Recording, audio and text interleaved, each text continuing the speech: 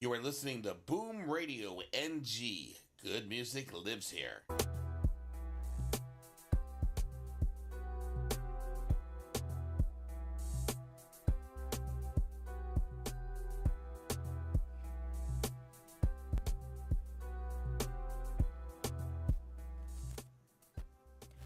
Good morning, good afternoon, good evening. It is a Bomba right here on your Boom Radio NG. My name is Aladelupo. I bid you a warm welcome to the bar today. And today we're going to be talking about a lot of things. Of course, you know, it's the bar where we talk about politics, entertainment, and everything else in between. Everything else in between is a lot of in-betweens today. But we're going to be starting with the presentation of the Nigerian budget by President Tinubu. A lot of things happened today. There's a lot of breakdown that we had promised we're going to talk about. Also, we're going to... the man has got a few jokes that we're going to be talking about that as well. The judiciary seems to be on trial today. And this is talking about a particular incident in Osun State. We will get to that. Also, it is the time or is the era of... It's that time of the year where we have a lot of awards, especially the football awards. And again, there's a bit of conversation, bit of comparison here and there. We're going to be talking about the FIFA Best Awards. Also, ICPC has some good news. We call that good news, or maybe the end of the year report. We're going to be talking about that and a lot of other things in the studio today. So sit back, relax, and enjoy today's show. But with me in the studio today, I'm not going to be alone. It is with Shala Rogers. Good morning, good afternoon, good evening. Welcome to the Boom Bar. Okay, so we're getting right into today's show, like I had said. But we're starting with President Tinubu's budget presentation to the National Assembly, the Joint National Assembly. It was at the House of Representatives. They have a larger house, so that could accommodate everybody. So we're going to be talking about his budget proposal. The budget for the 2025 budget is about 47.5 trillion naira. So there are a few conversations around that budget, things that we're going to be talking about. First things first, I think that they're saying that the dollar is pegged about 1,500. We had talked about that. The crude oil is pegged about $75 per barrel. They've also pegged inflation, saying that the president also said the budget is going to reduce inflation to 15%. That's a huge one, but it's going to be dropped to 15% in 2025. It's interesting how, a whole lot of things were said during the budget presentation, but, the things that stand out for everybody are the things that you just talked about in the last couple of seconds, especially the claim or the plan or the intention or the assertion that Nigeria's inflation will be halved. It will go from 34.9 something that it is on now to 15%. Yeah. It's a very bold statement. It's a very bold one. If it happens, that's good for Nigeria, yeah? That will be massive. But let's first talk about if it doesn't happen. There will be no excuses for Mr. President. Yeah, he said what he said. There will be no hiding hold him place accountable for him. And it will have an overall bearing on the future of his government. Yeah, well, because it is a bold statement. A very bold one. Very bold one. That by next year, inflation will drop to 15%. That's huge. Now let's go to the budget proper, yeah? And a bit of breakdown of the budget. So according to the budget, security and defense, infrastructure, health, and education seem to be the one that has the bulk. So in the 47.9 trillion naira, defense and budget has the highest, which is 4.91 trillion naira. Infrastructure goes next with 4.06 trillion naira. Health is 2.4 trillion. Education is 3.5 trillion. Then health is 2.4 trillion naira in that arrangement. So according to them, they say they're targeting a revenue of 34.8 trillion naira out of the 47.9 trillion naira. And then 3.89% of the GDP, that's about 13 trillion naira, is going to make up the budget deficit. Okay. It's a budget that looks good on paper. Sounds very interesting. Very interesting, very bold. One major thing that we can also look at is the budget breakdown and the subsects and subsectors of Nigeria that will be getting the chunk of the monies. It is welcome that security is getting 4-point-something trillion.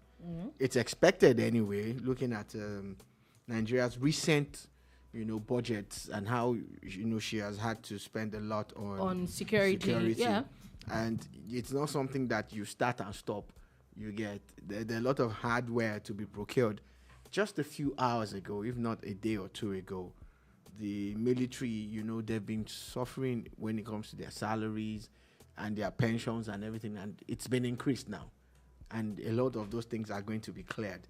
So you can understand that apart from hardware, there's a lot that still goes on. Funds will also go into, the overheads and all of that, which is very required because these people have served Nigeria with their lives.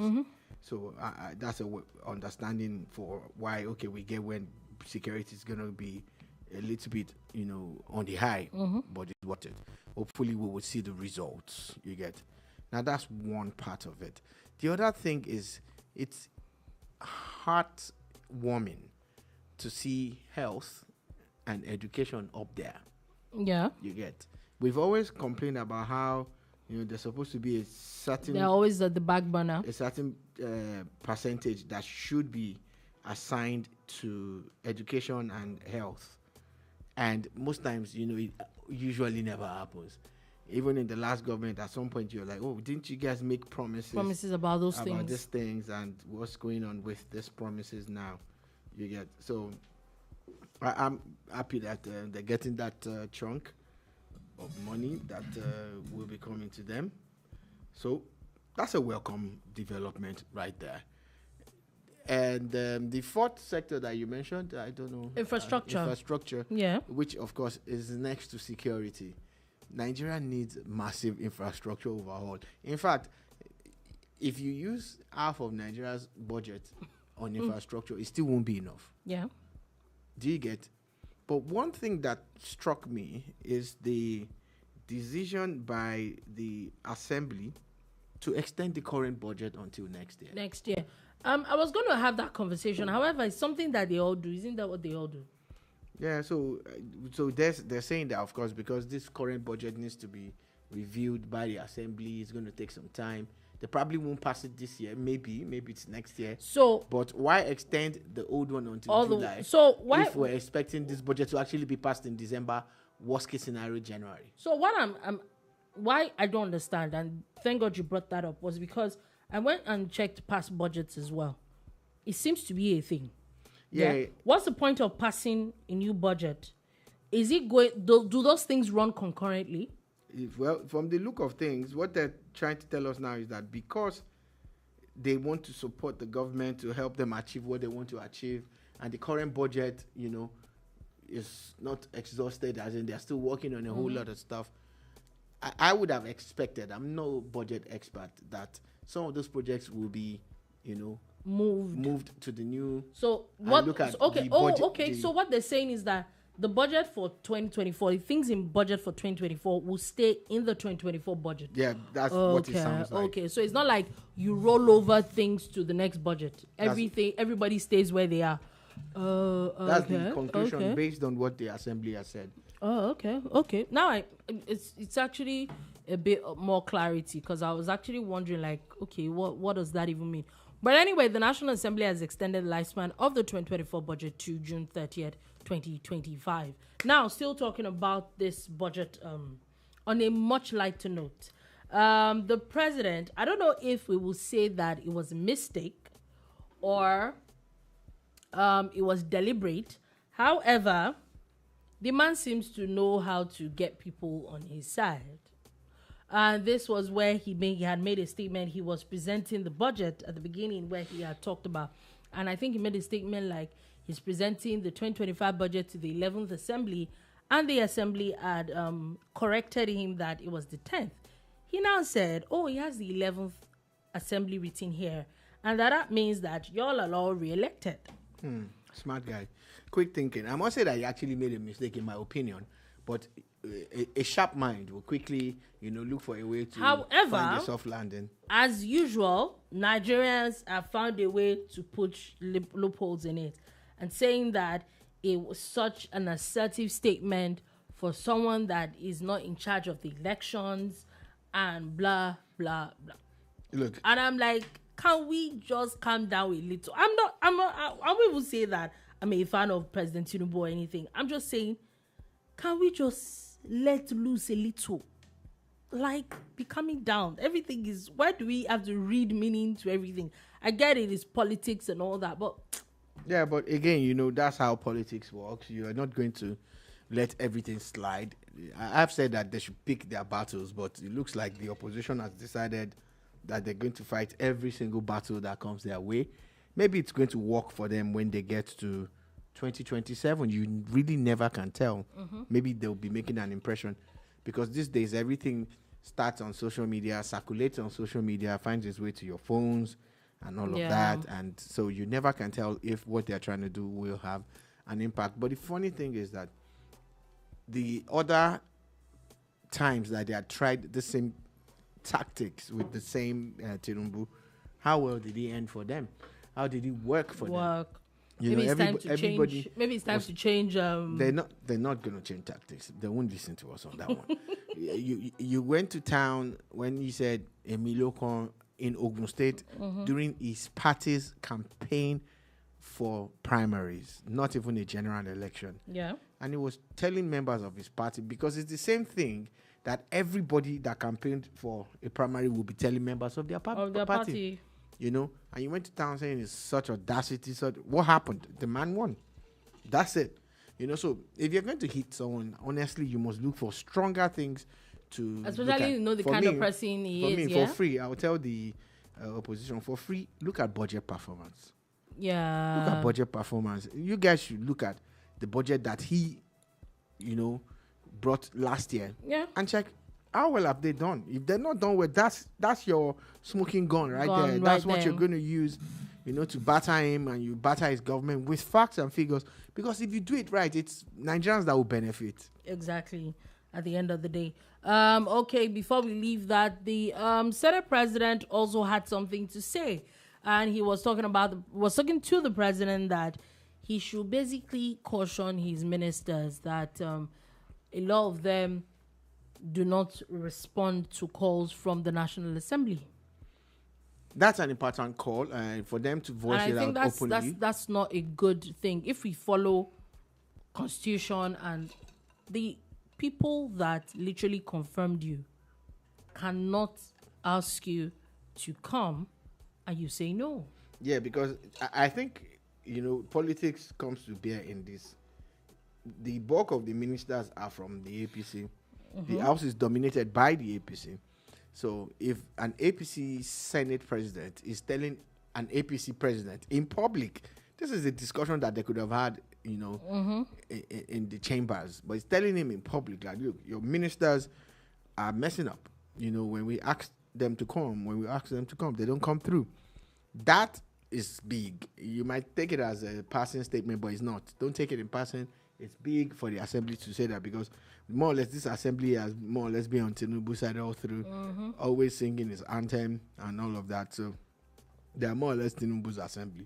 But if they are complaining, then there's a big problem. Okay, so we have a comment. Peterman says, we're not a serious country. 47.9 trillion naira is too low for a 220 million population. We should be doing $60 to $80 billion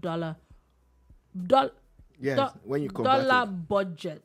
I agree. If we are serious. Okay, please go ahead. I totally agree with you. And their own defense will be, how do we fund that? I was going to say, like, how realistic is that really? They need to strike a balance between IGR, FDIs, and of course loans. Loans, yeah. And they've just done the recent the bond that they put up that was oversubscribed Eurobond. and everything. And again, understanding the limit on the euro bonds, maybe they should have expanded the scope on that and gone for a bigger payday, because when something is oversubscribed by over 300%, I hope I'm not mixing it up, then that there's more funds, and that would allow you to do more things. So I totally agree with Peterman that our budget is actually low compared to our population. And remember, I don't know if you joined us early enough. I was talking about how 4.something trillion for infrastructure might sound big, since it's the second biggest next to security. But if you look at Nigeria, even the entire 47 trillion budget that we have, half of that is not enough to fix Nigeria's infrastructural issues. It's not. If you decide to declare a state of emergency on power, for instance, and instead of even going into, while the Siemens power project is going on, if you invest heavily in clean energy, decentralizing the grid and all of that, half of this budget would not be enough, to build massive, solar farms that will be generating power for different subsectors of Nigeria sectors. And you target hubs, the business hubs. You target, already they're doing something for the state, federal owned tertiary institutions, but you need to do more of that. Imagine if all Nigerian hospitals owned by the government had their own solar farms that were generating their own clean energy.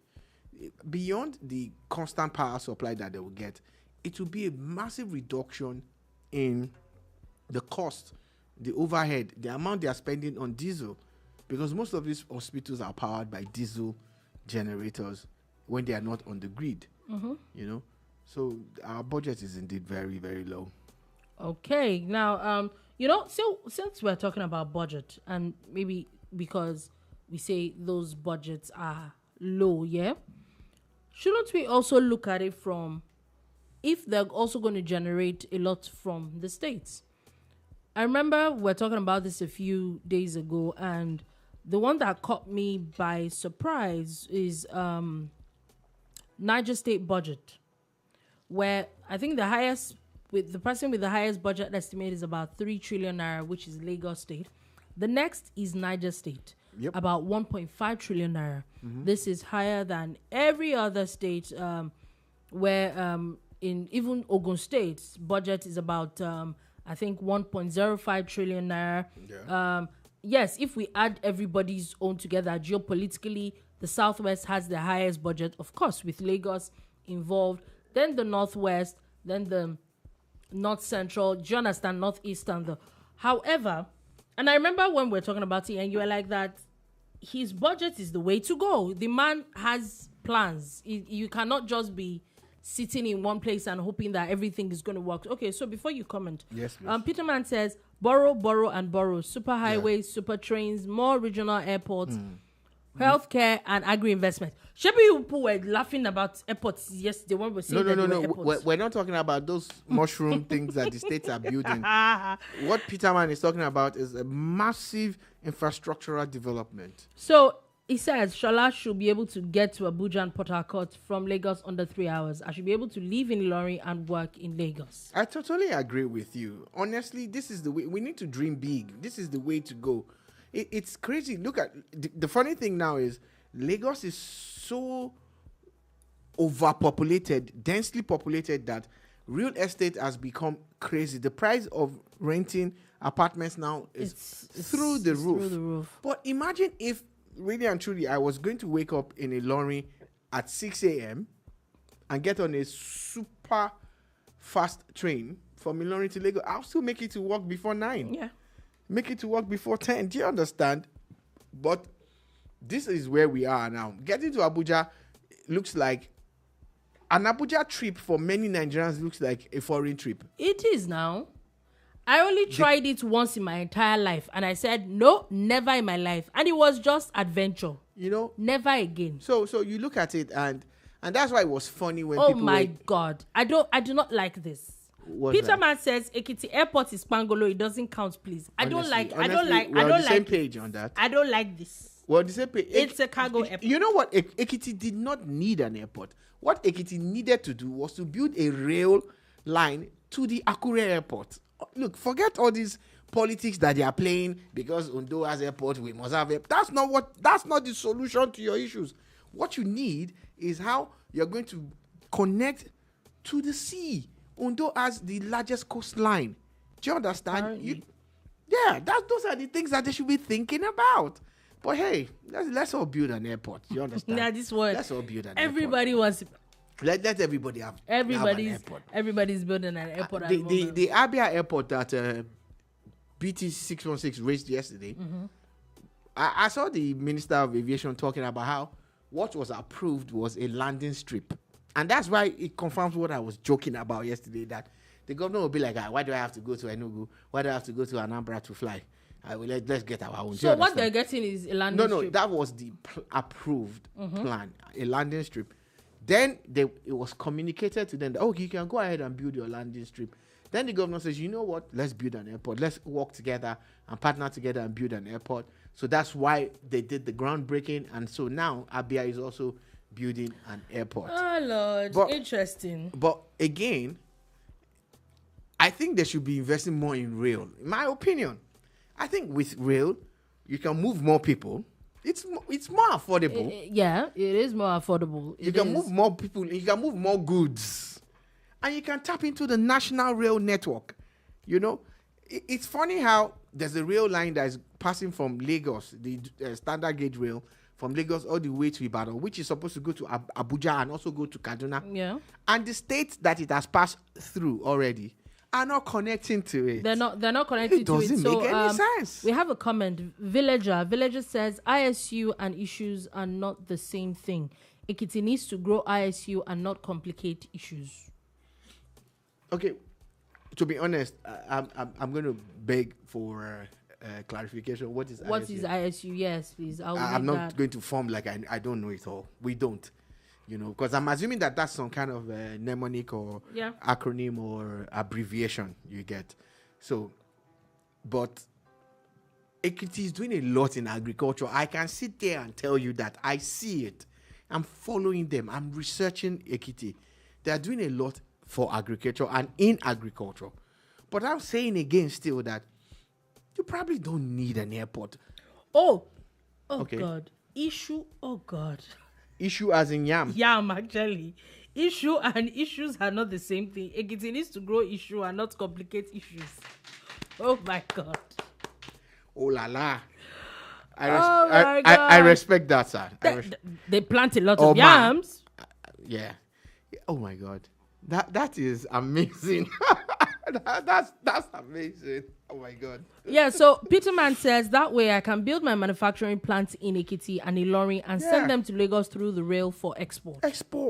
That's what. So I like the aspect where Peterman talked about borrow. You borrow to fund your budget. Yeah. But you're borrowing to fund it constructively because the money you're spending is an investment.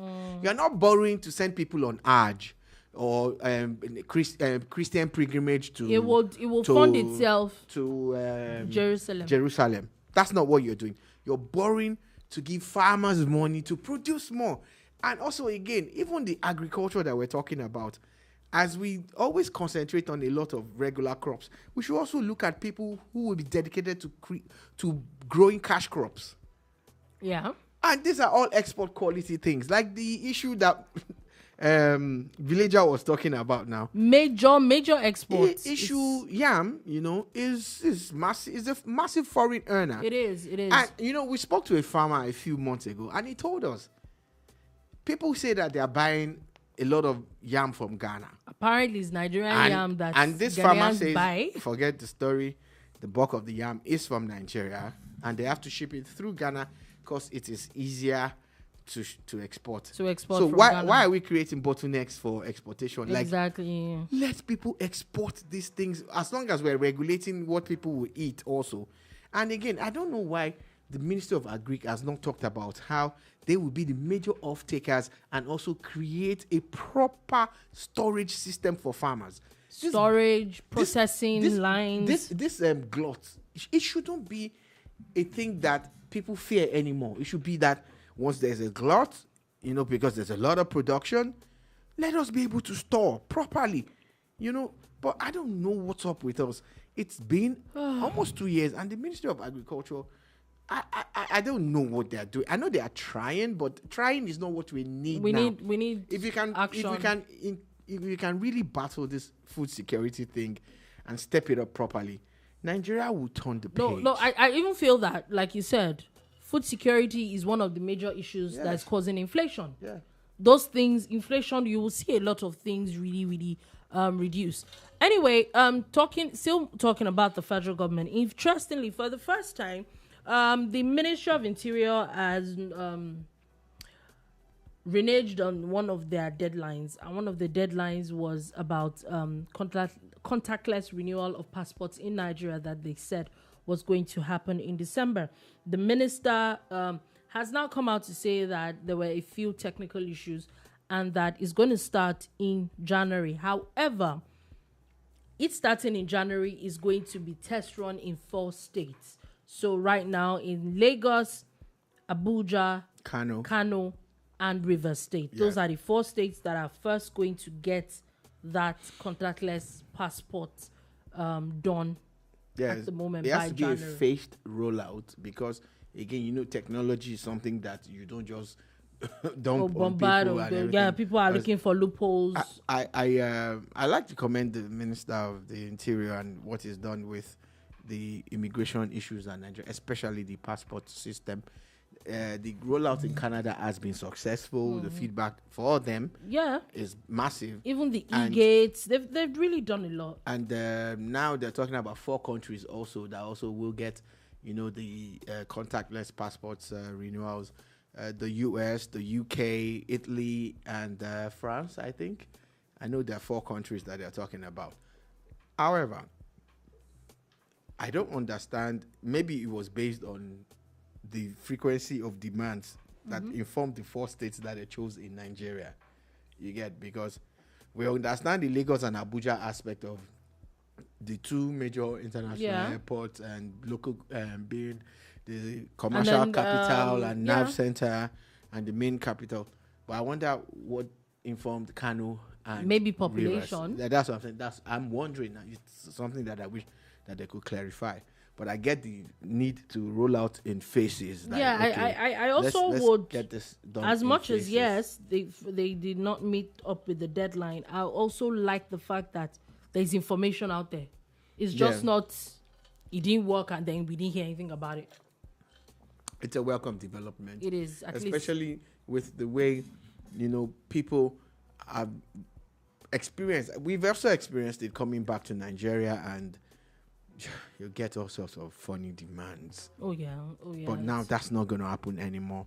It's not, especially with the e-gates that have been installed and have been functional. Yeah, the minister talked about how it had even facilitated the arrest of some wanted persons. Yeah, again, another thing that is funny, and maybe that's why the guy that was wanted in America came back to Nigeria. The drug dealer guy was arrested in Nigeria. Yeah. Maybe that's what made it happen. Maybe. Another thing about that budget, because I'm going to take us back before we move on completely, is how the benchmark is $1,500. Yeah. We saw the 1,500 naira to the dollar. Thank you. We saw the dollar fall a bit, and we're talking about 1,700 and it's falling. And a lot of us were just hoping that it's going to go all the way. But now the government is saying that they are promising that 1,500. I think it's dropped all to around that time, to around that price right now. So it's looking like that's what it's going to be. That's not good enough for Nigerians. It's not good enough for you. It's not good enough for me. It's not good enough for any of us. So, but still staying on the matter and all of that, I honestly would commend the Minister of the Interior talking about the e-passports and the contactless passport system. Okay, so Peter Man says the problem is the birthplace verification. Suji said they now have people at all local governments to verify birth records submitted. Once that is fixed, you can get your passport in 2 weeks. Yeah. So, like I said, and I think that's the thing. A lot of even our records, which maybe that's why it was probably easier for it to be rolled out in other countries. That the fact that a lot of things are more digitized. Yeah, and data, data is There's important. so much data, but a lot of our data is not very digitized. So there needs to be a lot more verification in Nigeria. Sadly, you would have thought that should have happened in Nigeria first before it goes to other countries. But yeah, but it's also good. It's also good that at least that happened where it happened. I initially wanted the choice of Canada, but I looked at it again and I said maybe Canada has even we need the stats though. Maybe Canada has overtaken the US and the UK as the place that has the most Nigerians, because the rate that people have left this country and all of that. Again, is it coincidental, or is it just something that happened that arguably two of the best ministers that Tinubu has are people that are helping people leave Nigeria? Aviation and the interior. Yeah. We'll see.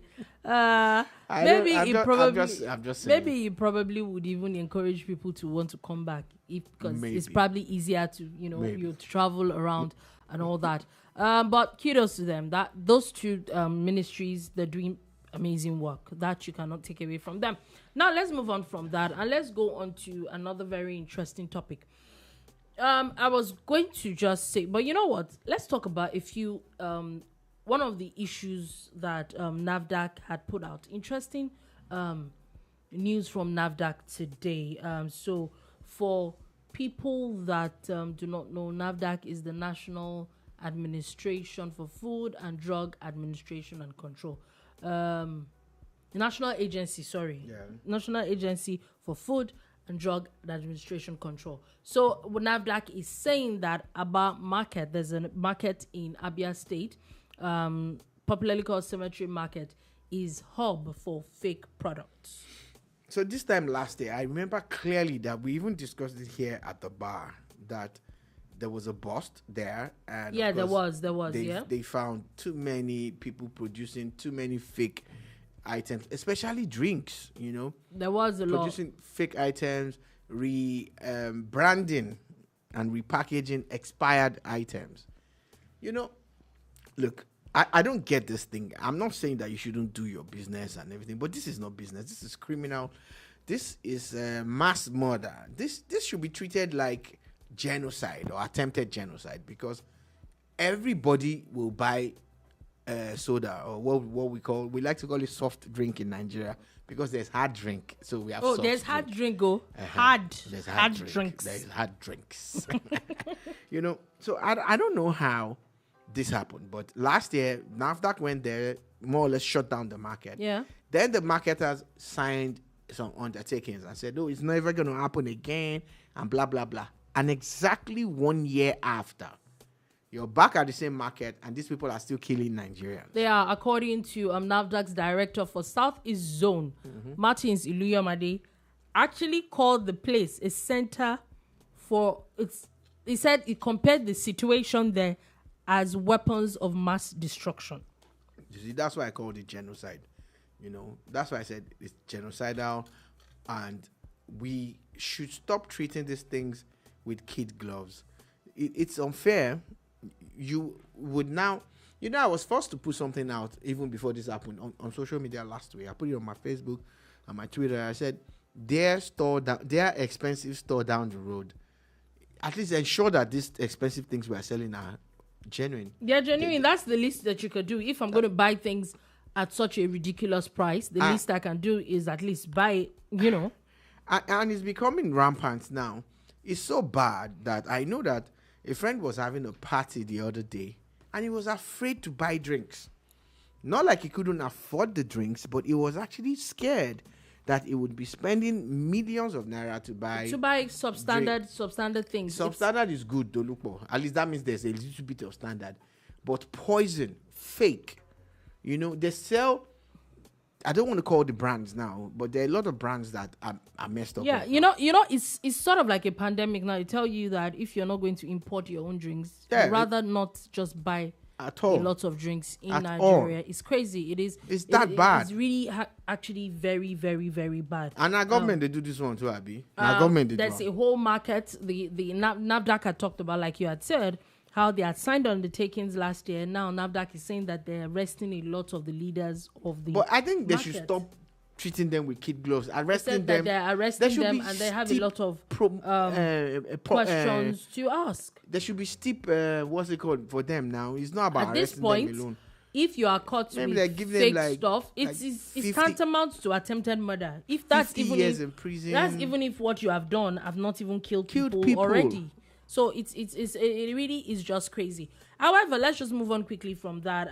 We're still going to be talking a bit about the FIFA awards. We'll get to that. The ICPC is just let me just breeze through this one. I said that in the last 1 year, they've recovered 52 billion naira, $966,900 and intercepted about 5.9 billion naira diverted funds by MDAs. This is bad news on all fronts. During the introduction, Dolupo referred to it as good news. I think it is good because news. They recovered these funds. But look at the number of agencies and ministries that are involved. This is bad news. I think what I think is good news is that at least now there is a little bit of deterrent. People know that there's a possibility that you'll get caught. If they can discover over 5 billion diverted funds that was meant for developing Nigeria, if we can discover almost $1 million found here and there from ministries and agencies meant towards contracts and stuff, it's bad news. It shows you the rot in the system. It shows you what we're missing and been missing. And these are the ones that they've found out. What about the ones that they cannot find or they have not found? Okay. Kudos to the ICPC for doing this job. For doing that. But this is very bad news. So, Villager says, I don't trust any awards that only the media is allowed to participate in. Congrats, Vinny. So I think he's talking about Vinicius Jr. on that. Yeah, one. but you know that this particular one, they also had the captains and the coaches voting. In fact, you can check what and how your captain and your coach voted. We've seen how Trust Ekong voted. So it's more and there's transparent. There's a funny thing, Villager. Nigerian coach, you vote for about 3 to 5 people. He voted Messi as number 1. Nigeria's coach. Hey, but that's his choice. Messi. His choice. Messi. It's his choice. Ahead of Rodri and Vinny. It's his choice. Oh my God. The man loves Messi. He loves. Trust Ekong, I like his vote. He voted Bellingham first. And of course, there was still Rodri and Vinny. Yeah, so Villager is saying that Ballon d'Or is strictly media. So yeah, I think you're correct. That's what you're correct. I was referring to FIFA Best. Yeah. I think that's one of the reasons why they parted ways after a few years of collaboration and all of that. Because again, Ballon d'Or was created by a media, or is created by a media outlet. Yeah. Yes.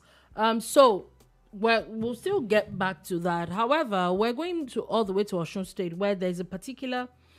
Okay. I think that maybe we should just stay with this. All right. Because Villager says Nigeria's coach's brain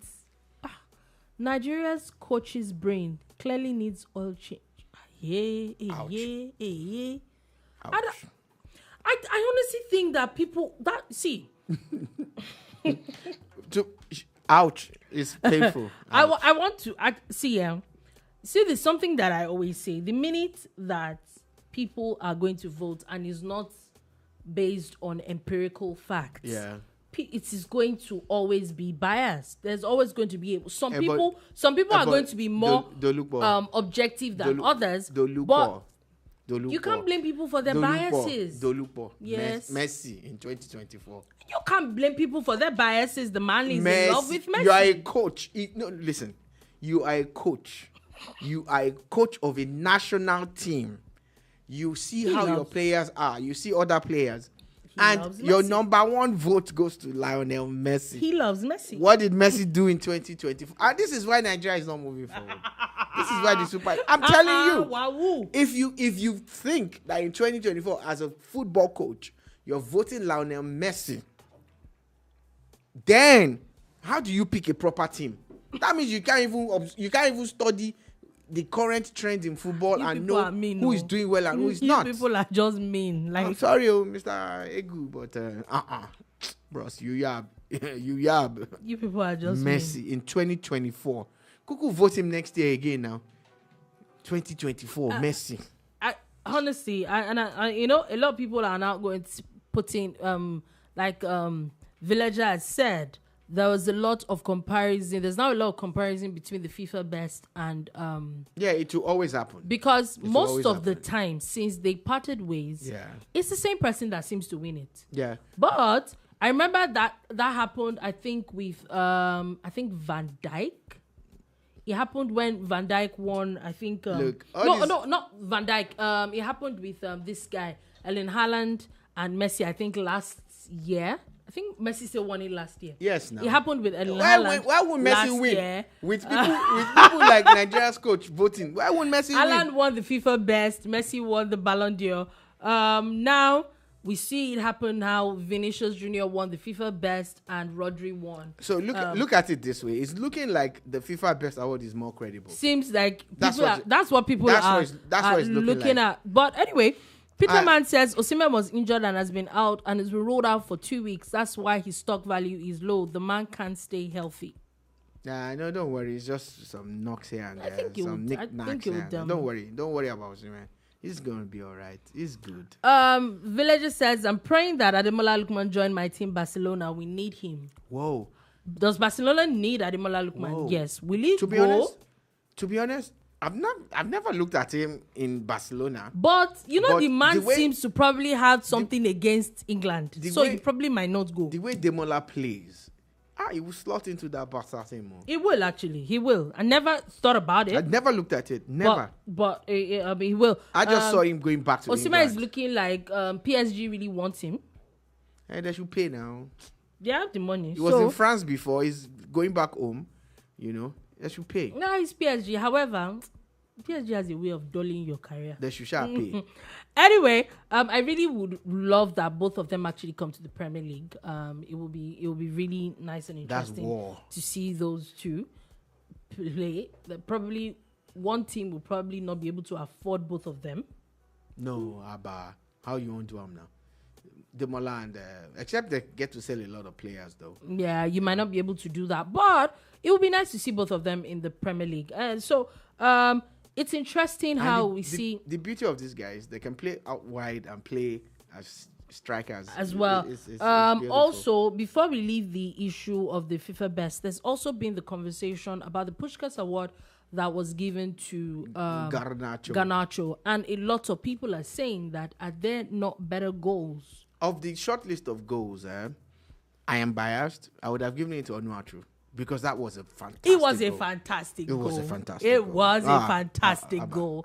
Do you understand? A lot of people are saying that there were so many that it's just a bicycle kick.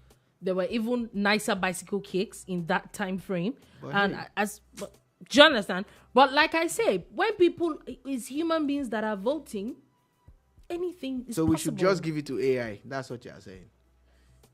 That's what you're saying. Maybe at this point. AI should chill yet. We're not ready for that. Maybe. Another massive one was the winner of the Mata Award. That's the female version of those goals. And the person that the award was named for won it. Just as she's signing out of the game as an active player. Bon Mati, it's interesting. Mata is massive for her. But it is massive. Now, Peterman says, please question, what sacrifice Itutu can Man City do to cure the Ogun Idile that is fighting them? I'm losing money on my bet for them to win the Premiership. You actually bet on... Why would you do that? Did you know that a lot of us were working against... But let's be honest, though. The way they started, Babu. You people don't understand. Some of us went on the mountain to make sure this is happening. But are you actually serious that are we saying that at this point now it is not still possible that Man City will come? No, it's possible that over 10 teams can win. Anybody can win. Listen, mathematically, at least 10 teams can still win it. But what we're saying is that you see this Man City, they are not Akilo Day. Now only they be picking. Now only the only thing is that people are praying for them not to win. However, you might not lose your bet yet, even though you have lost it. Anyway, Villager says, why would a Transformer win the best African female player? Transformer. Okay. Why do I feel that that's a very sarcastic thing to say? But I don't know what that means. I'm not even sure I want to know what it means. Banda. Anyway. Look, there's something in that word that you used. Take a few words there. Okay. All right. Just take a few words, then you get it. I get it. All right. We will just move on. Before we even push it there, I will just move on. I'm not even going to. No need for explanation. Thank you very much. Okay, yes, I finally got your point. I finally got it. Thank you very much. Oh my God, it's you people are just. That's all I have to say. Now, moving on from that, we're going all the way to Osun State. People will not cover me. We're going to Osun State, where it's interesting, where there was a podcast or there was a video where parents of a particular man had gone to a show, and they were actually talking about how their only son was sentenced to death by hanging for and he's been in jail for the past 10 years for stealing a fowl. Yeah. Or chicken, if people do not know what a fowl means. Chicken, basically. And it caused a lot of rancor. However, for that now, it was the governor had asked for clemency, and they had asked for there's now been talks of the governor said that there should be an investigation into the matter.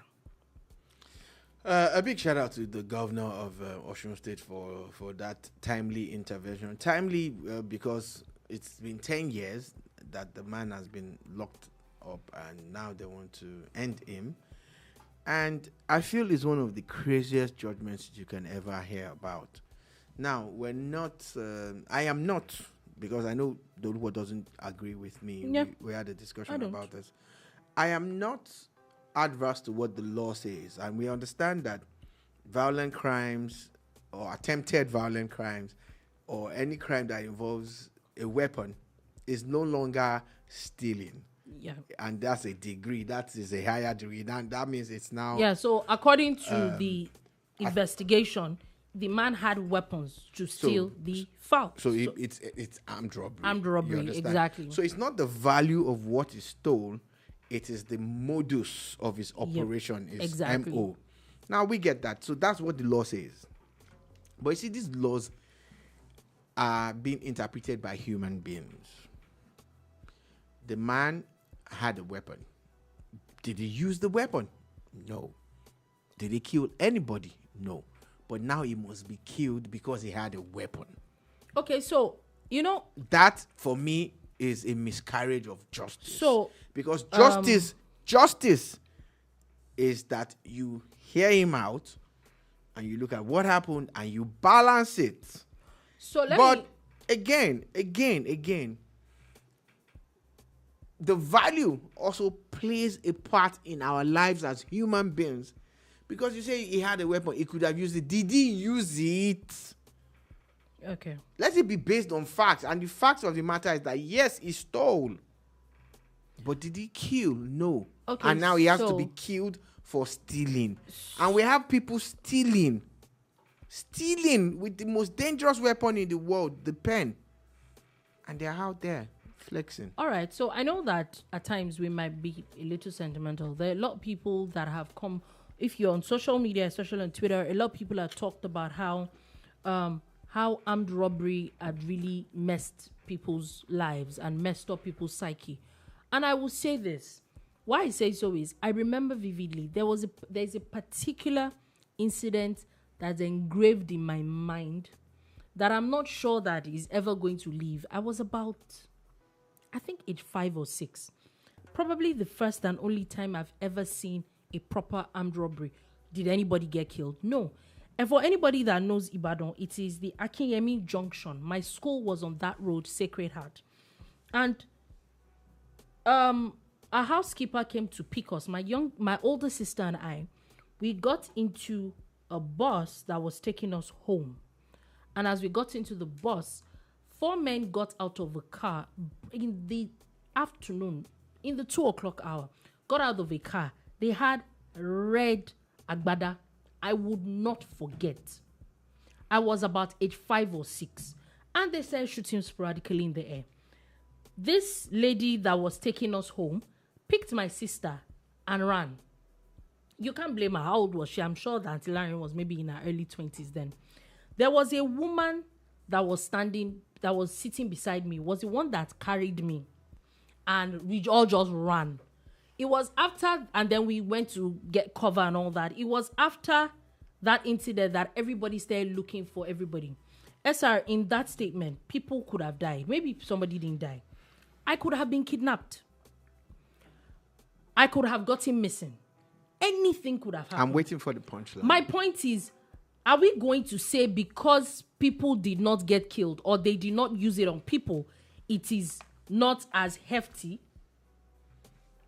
That's my point. As much as, yes, it's a foul. I get it. Can the judge have been? But you're not going to say that the judge, because a lot of people are now saying that what the judge did is bad. No, I do not agree. Is it according to the law? Yes. You cannot tell me that people should be killed because they carried a weapon.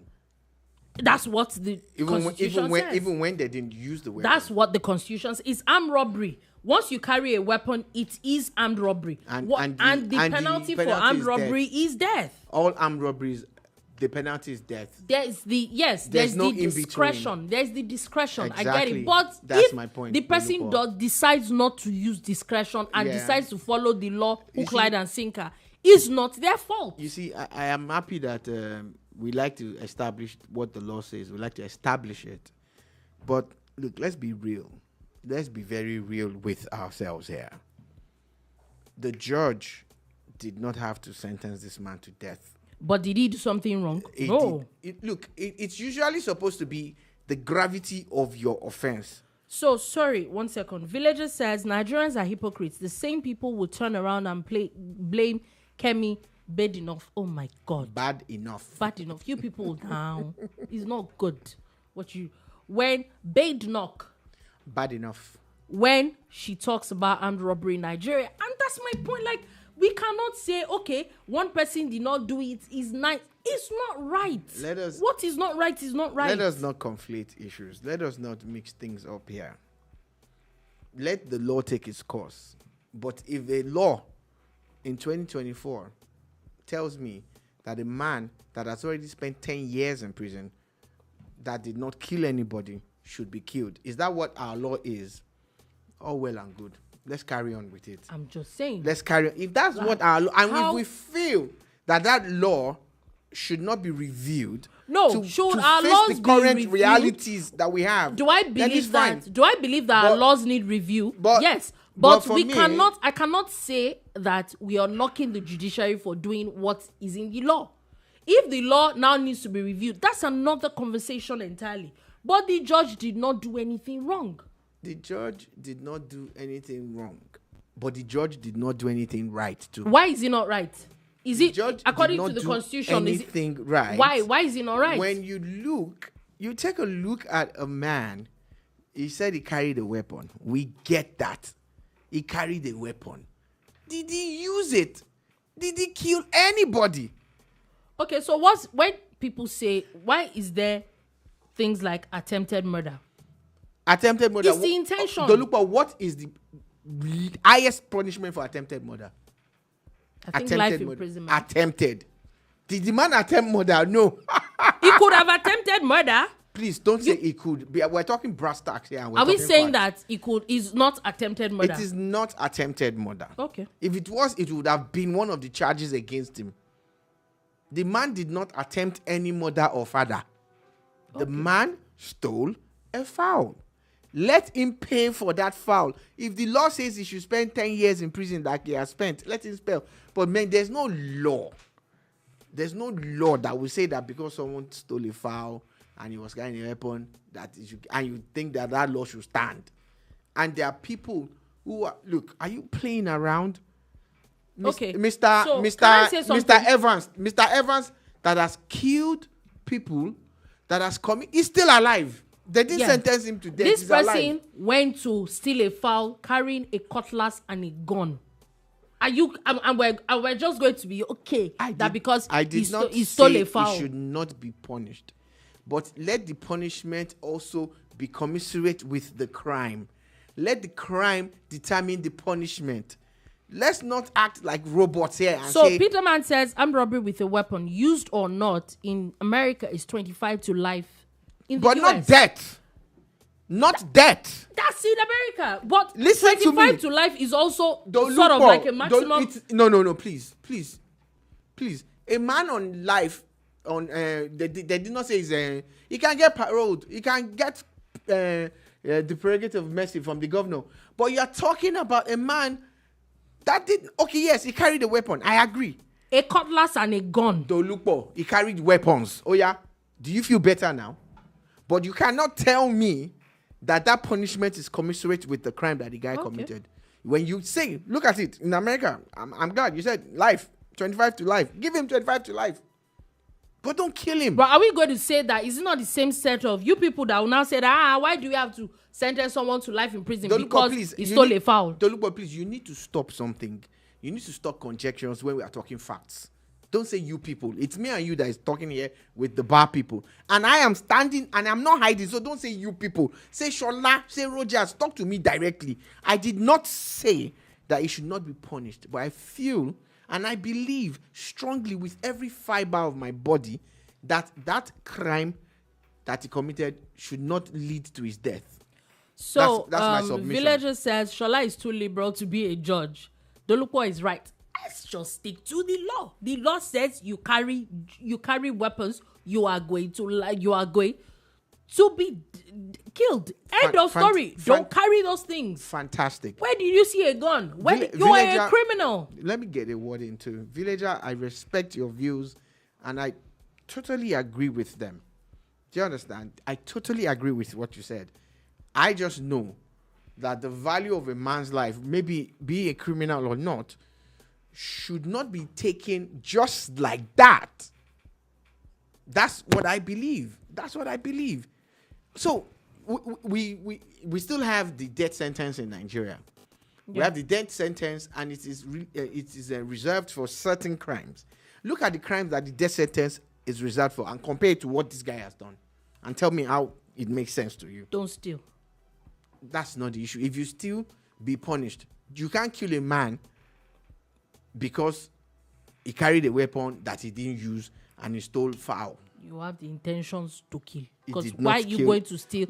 Why are you going to steal a fowl with a gun and a cutlass? I like people like Dolupo and, of course, you guys out there who think, oh, yeah, it's black and white and there's no gray areas. But trust me, there are so many gray areas. There are too many gray areas. With a gun and a cutlass? And Dolupo, he didn't use it. Okay. He did not use it. He didn't fire a gun. We don't even know if the gun was loaded. There are a lot of things that we can actually argue to get this guy off the hook.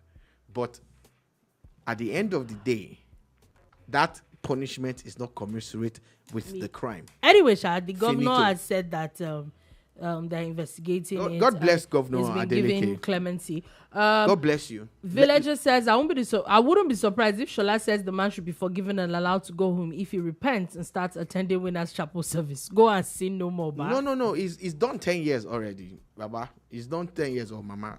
I'm assuming that you're a man. God forgive me. Please forgive me too. And for me, he's done 10 years. Let's rehabilitate him. Okay. Let him pay what the law says. Let him pay. And once he's done that, of course, what's next? What the law says is that it's death by hanging. Then kill him. Kill him. If he's going to float your boat and make you happy, kill him. Go ahead. Take his life. Anyway, Oh wow, our time is actually fast spent. We might not be able to take a lot more things, but just wanted to put this out there. The CBN has imposed a 1.2 million naira daily limit transaction on POS agents. So what they're saying is that for you to use a POS to get money out now, as individuals, you cannot get more than 100,000 per day. However, all the whole transactions that a POS machine, one POS machine can do for a day is not more than 1.2 million. That doesn't stop those guys from getting POS from several companies. Honestly. Yeah. But it's a good step in the right direction because it's going to limit all of the dangerous things that are happening with this POS business. Maybe it will be easier to track. The POS has its very good sides. You know, the places where the banks are failing, the POS comes to your rescue. Yeah. But like you said, it definitely, there's a lot of atrocities that are being committed with this things. Anyway, on that note, that is all. Okay, so Peterman has a comment. Let's take his comment before we go. We were robbed when I was 10 years old. The trauma is still there. My father was killed in Ibadan at 3 a.m. I am no mercy on robbers, Shola. So once again, if the guy should be killed, let them go ahead and kill him if that's what the law says. But I do not respect any law. And I'm sorry about your loss. Trust me, I make no joke about it because they don't play around those kind of things. I'm just looking at this particular case. You get, that's what I'm talking about. And again, if the law says he should be offed, then let them off him.